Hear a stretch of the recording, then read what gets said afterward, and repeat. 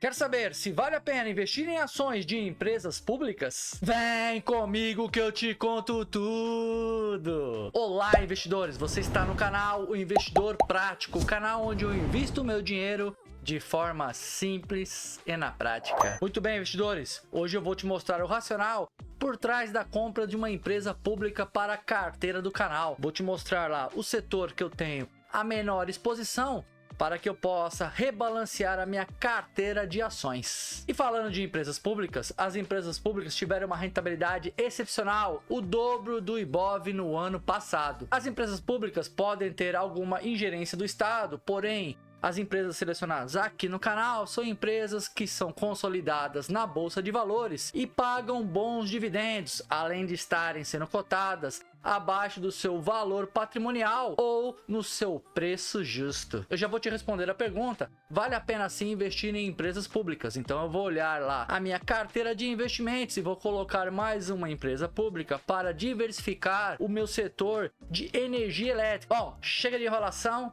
e vamos para a prática? Bom, investidores, estou aqui analisando a carteira do canal. Reparei que estou com um percentual de 38,31% em fundos imobiliários. Em contrapartida, eu estou com um percentual menor de 32,13% em ações. Então vou fazer o aporte dessa semana, os R$250 semanais, combinado com o que eu tenho em conta corrente de R$238,09. Esse valor é fruto do que sobra quando eu faço investimentos aqui na carteira do canal e também do recebimento de proventos de ações e fundos imobiliários. Então o aporte será bem gordo essa semana, em torno de R$488,09.